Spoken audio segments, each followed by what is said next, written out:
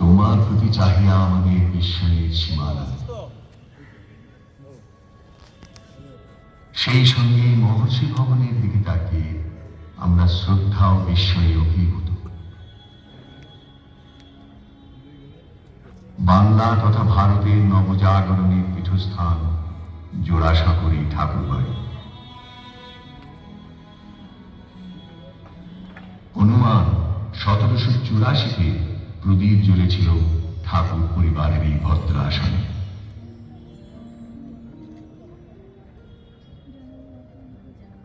কেমন ছিল প্রাচীন কলকাতা? নবাব আলীবর্দী রাজা কৃষ্ণচন্দ্রের সঙ্গে আসছেন কলকাতায়। রাজা দেখালেন আসি পলাশীর কাছে, জল নাই প্রজা নাই বন হয়ে আছে। ক্রমে হইলেন কলিকাতা উপস্থিত, ইহার দুর্দশা দেখি নবাব স্তম্ভিত। উত্তরে গঙ্গার ধারে মাত্র কয়জন, পূর্ব দক্ষিণ ভাগে শুধু বাদাবন।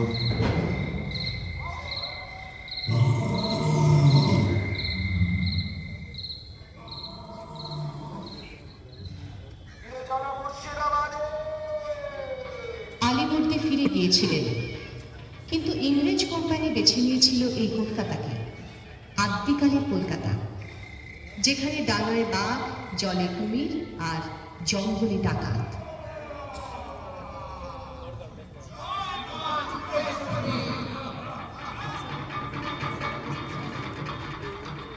চিত্তেশ্বরী মন্দিরে নরবলি।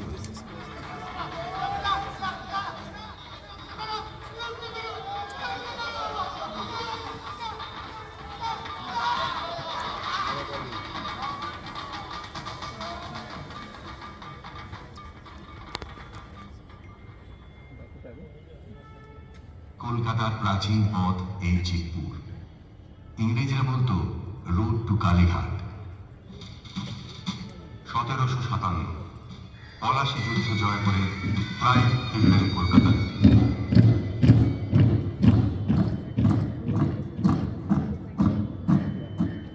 1765 east India company Bangla, Bihar, উড়িষ্যার দেওয়ানি লাভ করল।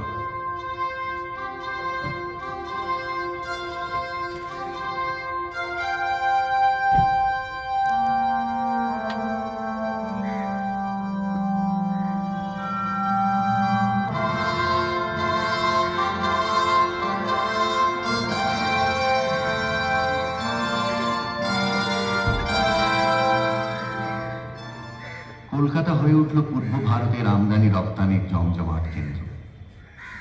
কলকাতা বাড়ছে, কাজকর্মও বাড়ছে।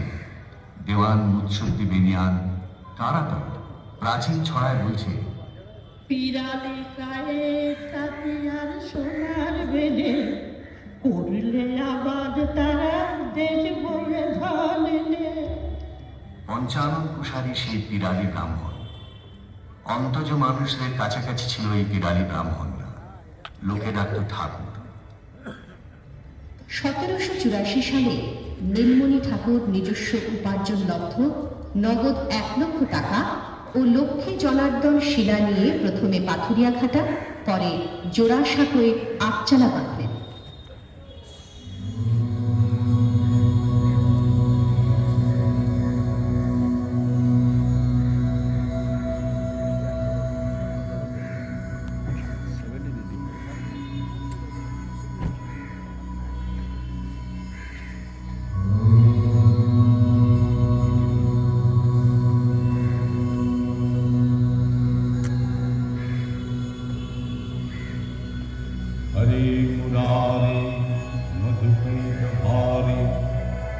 भूपाल गोविंद मुकुंद शोले जगदीश नारायण कृष्ण विष्णु निराश। এই বাড়িতেই জন্মগ্রহণ করলেন দ্বারকানাথ ঠাকুর।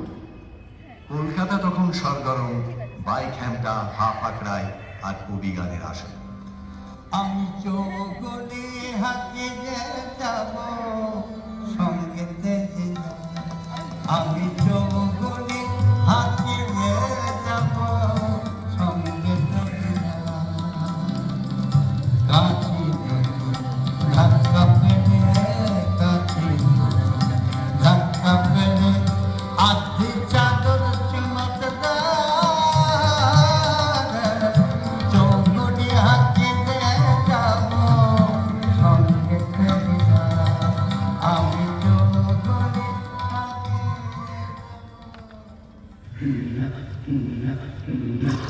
ভোরবেলা ঘেরাটোপ দেওয়া পালকিতে বাড়ির মেয়েরা চলেছেন গঙ্গা স্নান করতে। পালকির ভিতরে বসে থাকতেন তারা, পালকি শুদ্ধ ডোবানো হতো গঙ্গায়। এভাবেই হতো গঙ্গা স্নান।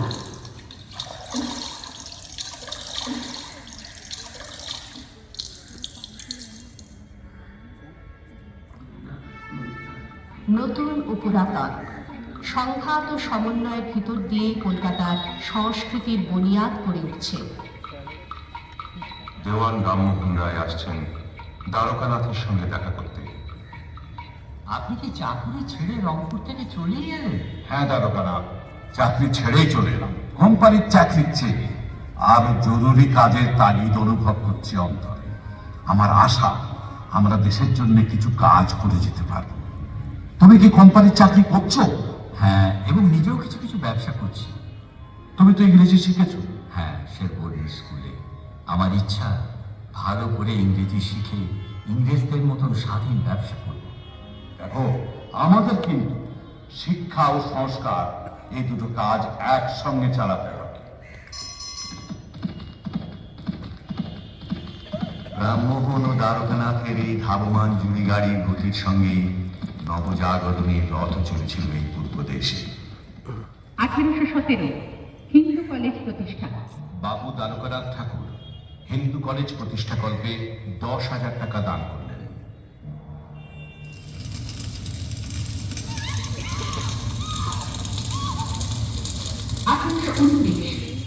শহীদাপুত্র ভারত। 1823 দ্বারকানাথ রামমোহনের চেষ্টায় ইস্ট ইন্ডিয়া কোম্পানির 1/3 কারবারের অবসান। 1835 মেডিকেল কলেজ প্রতিষ্ঠা। পাশ্চাত্য প্রথার চিকিৎসাবিদ্যা শিক্ষার জন্য দেশীয় ছাত্রদের উৎসাহিত করার উদ্দেশ্যে প্রিন্স দ্বারকানাথ 3 বছরের জন্য বাৎসরিক 2,000 টাকা দেবার প্রস্তাব করেন।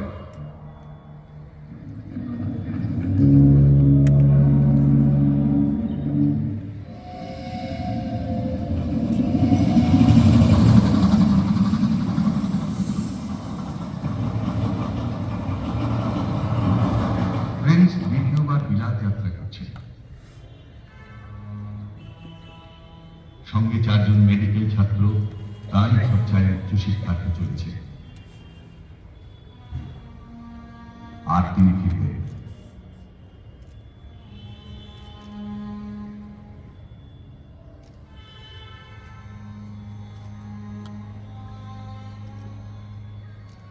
প্রিন্স দ্বারকানাথের জ্যেষ্ঠ পুত্র দেবেন্দ্রনাথ এখন প্রধান পুরুষ এই বাড়িতে। সেই দেবেন্দ্রনাথ কিন্তু গগনে ঘন ঝড়, প্রথম তার পিতামহী অলকা সুন্দরীর মৃত্যুতে, তারপর সেই ঝড় এলো একখানি ছোট পত্র রূপে। কি ছিল সেই বাতাসে ভেসে আসা ছেঁড়া পাতায়?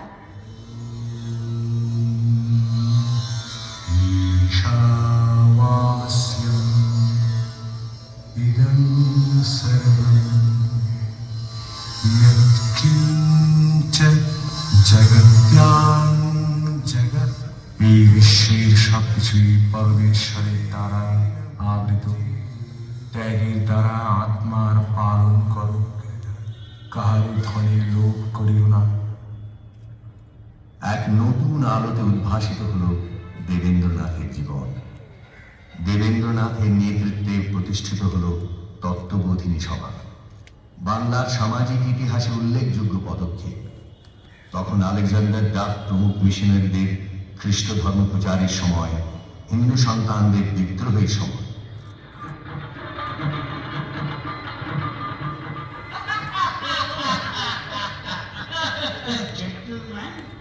এটা কাকে পুজো?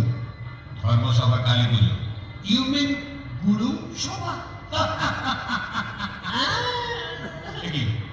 We must wish to goddess Kali. Good evening, madam. তো বড় আস্পর্ধা, মাথা কি ম্যাডাম? এই মনটা থেকে ভাগ হলো। একদিকের এই বিকৃত উন্মাদনা, অন্যদিকে রক্ষণশীলদের সংস্কারাভিমুখতা, দুই স্রোতের গতিরোধ করলেন দেবেন্দ্রনাথ। 1843 সালে ভ্রাতা গিরীন্দ্রনাথ সহ 21 জনকে নিয়ে ব্রাহ্ম ধর্ম গ্রহণ করলেন দেবেন্দ্রনাথ।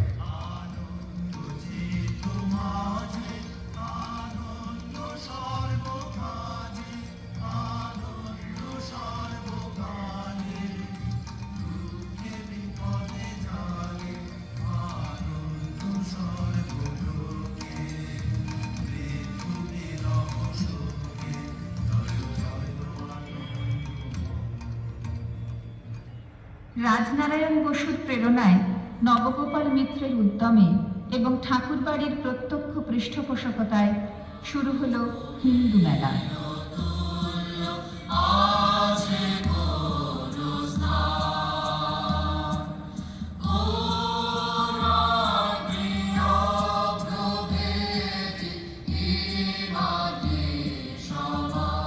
লক্ষ্যে এখন চঞ্চলা, কিন্তু সরস্বতীর বড় পুত্রদের তখন তিনি দান করেছেন দেশকে। সেই দান তার পুত্র কন্যারা দ্বিজেন্দ্রনাথ, সত্যেন্দ্রনাথ, জ্যোতিরিন্দ্রনাথ, স্বর্ণকুমারী দেবী এবং রবীন্দ্রনাথ। সংস্কৃতির শোভন সুন্দর চারুলতা মহর্ষি ভবনের মাটি থেকে ঊর্ধ্বমুখী হয়ে আকাশ পেছনে। এবারে সেই পর্ব। সংস্কারের অর্গল খুলে দেওয়া হলো এই বাড়ি থেকে। স্বদেশ চিন্তা, সাহিত্য ও সঙ্গীত চর্চার এক জীবন্ত পরিবেশ।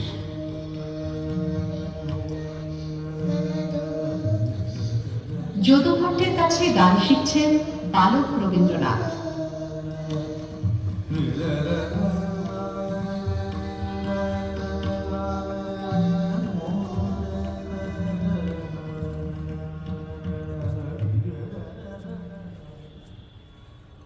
মাও সে পদতলে হইলেন নত, সহসা অলক্ষতে পড়িল খসিয়া, জবকন্যিকার ফুল মহেশ চরণে। কিশোর রবীন্দ্রনাথ কুমার সম্ভব অনুবাদ করছেন। অন্য নারী অনুরক্ত নহে যেই জন, হেন প্রতি লাভ করো আশিসিলা দেই, যাহা কথা খুব হয় না অন্যথা। রবীন্দ্রনাথের জ্যোতিদাদা একদিন প্রুফ দেখছিলেন তার লেখা সরোজিনী নাটকের। সহসা সেখানে রবীন্দ্রনাথের প্রবেশ। জ্যোতিদাদা। কে দে? রবি, আয় আয়। রবি, শুনতো এখানটা? এই যে আমার সরোজিনীর পঞ্চম অঙ্কে রাজপুত মেয়েরা যেখানে চিতা প্রবেশ করবে, সেখানের এই বক্তৃতা কেমন লিখেছি শুনতো? ও আমি আগেই দেখেছি জ্যোতিদাদা। পদ্য চলবে না ওখানে, পদ্য ছাড়া কিছুতেই জোর হবে না। সে কি পদ্যের তেমন তেজ হবে? আচ্ছা তুমি একবার শোনো। জল জল চিতা দ্বিগুণ দ্বিগুণ, পরাণ সবিবে বিধবা বালা, জলুক জলুক চিতার আগুন, জুড়াবে এখনি প্রাণীর জ্বালা।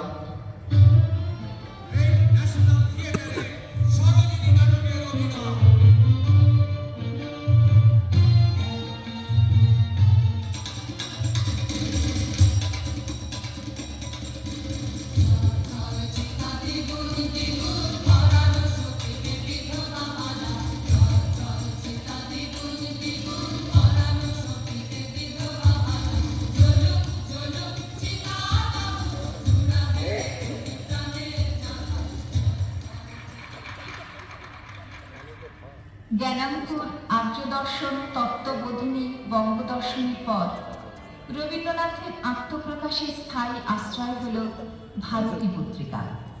এই পর্বে প্রথম বিলাত যাত্রা 1878-এ।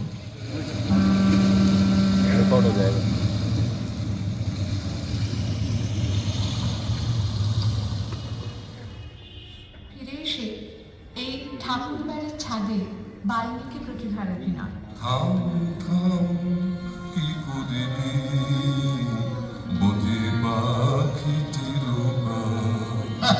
রাখো মিছে ও সব কথা, কাছে মোদের এসো না করে থাক, চাই নেই ও সব শাস্ত্র কথা, সময় বহে যায় যে। শোনো শোনো মিছে রোজ করো না। থামো থামো ঠাকুর, এই ছাড়ি বান। দর্শক হিসেবে ওই ছাদে উপস্থিত আছেন বঙ্কিমচন্দ্র, স্যার গুরুদাস বন্দ্যোপাধ্যায়, হরপ্রসাদ শাস্ত্রী, বিহারীলাল। এই আনন্দময় প্রেরণাতেই রবীন্দ্রনাথের যৌবনের কবিতাগুলি তখন ফুটে উঠছে। জাগিয়া উঠেছে প্রাণ, ওরে উঠলে উঠেছে বাড়ি, ওরে প্রাণের বাসনা প্রাণের আবেগ রুধিয়া রাখিতে নারী। 1896 সালে কলকাতায় জাতীয় কংগ্রেসের অধিবেশন। কবি নিজের তোলা সুরে বঙ্কিমচন্দ্রের বন্দে মাতরম গাইলেন এই মহর্ষি ভবনের কক্ষে।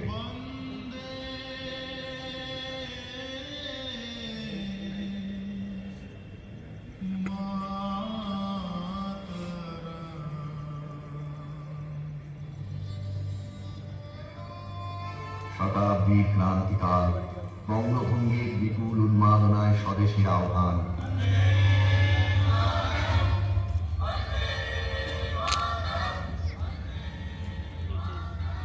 Partition of Bengal is a settled fact. 1905 বঙ্গভঙ্গ আন্দোলনের বিরুদ্ধে যখন গর্জে উঠল দেশ,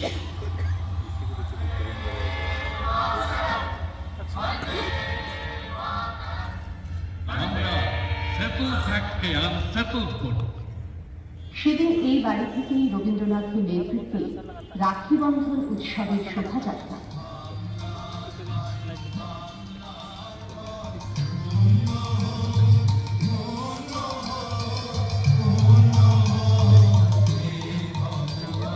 রবীন্দ্রনাথ চলেছেন গান গেয়ে, সঙ্গে দীনেন্দ্রনাথ, রামেন্দ্র সুন্দর ত্রিবেদী, ঠাকুর বাড়ির ছেলে।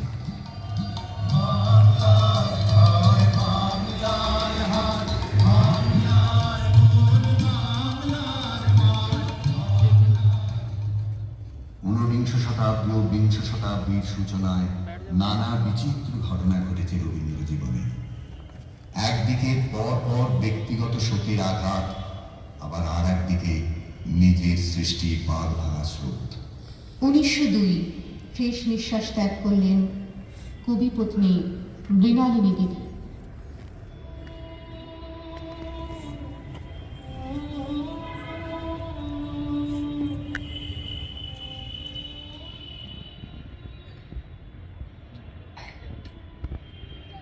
উনিশশো আদরিণী কন্যা রেণুকার মৃত্যু।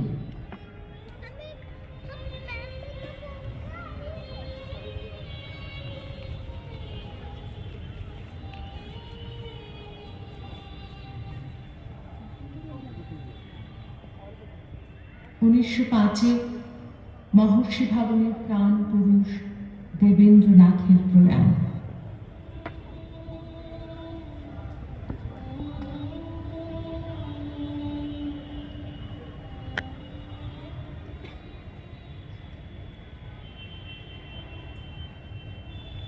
উনিশশো 7 কনিষ্ঠ পুত্র সমেন্দ্রনাথের মৃত্যু।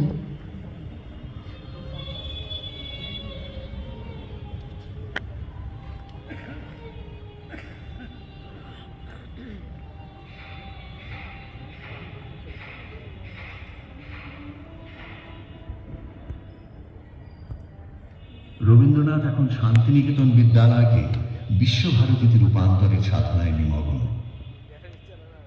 আর এই ঠাকুর বাড়ির দক্ষিণের বারান্দায় অবনীন্দ্রনাথ, গগনেন্দ্রনাথ, নন্দলাল বসু আরও অনেকে শিল্পচর্চায় নিযুক্ত। সেখানে হ্যাভেল সাহেব আনন্দ কুমার স্বামী, ভগিনী নিবেদিতা জাপানি চিত্রশিল্পীদের জাদা। 1913 রবীন্দ্রনাথ নোবেল পুরস্কার পেলেন। এশিয়ার প্রথম ব্যক্তি যিনি এই সম্মানের অধিকারী হলেন। কবির বিশ্বজয়ের সূচনা হল। নোবেল পুরস্কারের সমস্ত টাকা এবং তার গ্রন্থস্বত্ব তিনি দান করলেন বিশ্বভারতী প্রতিষ্ঠার জন্য।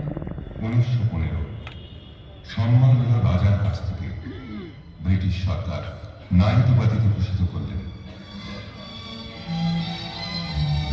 1917 এই বিচিত্রা ভবনে ডাকঘর নাটকের অভিনয় হল।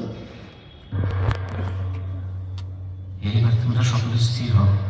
এলো এলো, ওর ঘুম এলো। আমি বালকের শিয়রের কাছে বসবো, ওর ঘুম আসছে। প্রদীপের আলো নিভিয়ে দাও। ওর ঘুম এসেছে। এখন আকাশের তারা থেকে আলো আসুক।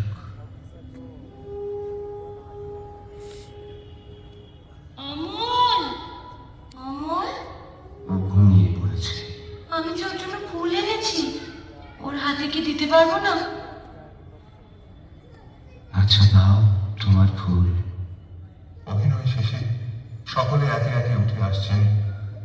শুধু গান্ধীজি মুদ্রিত নেত্রে বসে আছেন, নিস্তব্ধ, চোখে তার জল।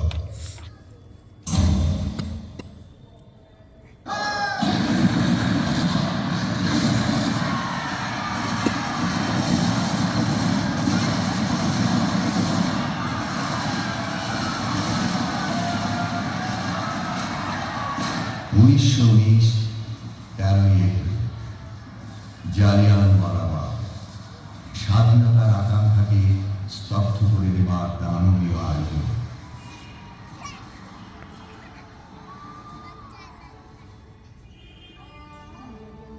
মনুষ্যত্বের এই চরম অবমাননায় তপ্ত হয়ে গেলেন কবি।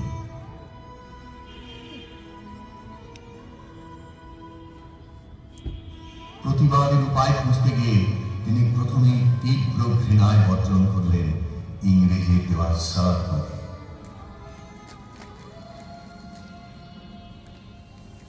বারবার রাষ্ট্রনায়করা ছুটে এসেছেন কবির কাছে পরামর্শের জন্য।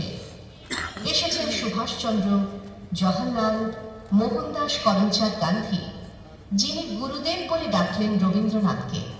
আর রবীন্দ্রনাথ তাকে বললেন, যদি আলো না হবে,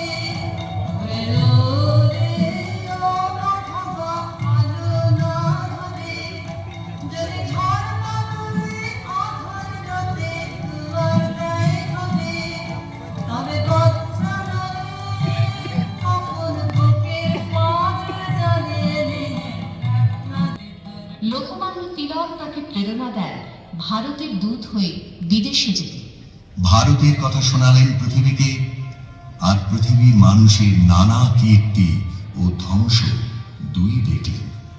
পদানত মানুষের বিপুল উত্থান ও জয়যাত্রাও প্রত্যক্ষ করলেন। 1931 কবি চলেছেন গড়ের মাঠে মনুমেন্টের পাদদেশে বিরাট জনসভায় হিটলি ও চট্টগ্রামে নৃশংস ঘটনাবলীর প্রতিবাদ জানাতে। ব্রিটিশ শাসন যখন জনমতকে উপেক্ষা করে অনায়াসে বিভীষিকার বিস্তার করেছে, তখন তাদের রাষ্ট্রবিধির ভিত্তি জীর্ণ হয়ে গেছে।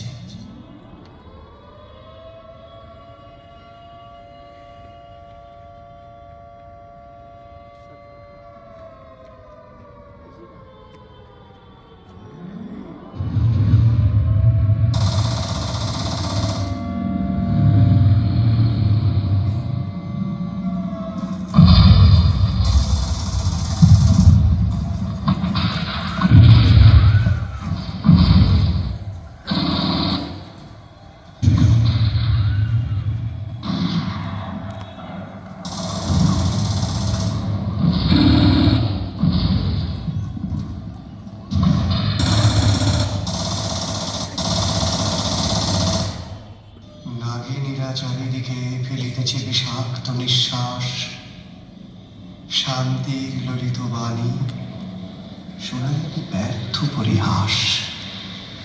বিদায় নেবার আগে তাই ডাক দিয়ে যাই, দানবের সাথে যারা সংগ্রামের তরে প্রস্তুত হতেছে ঘরে ঘরে।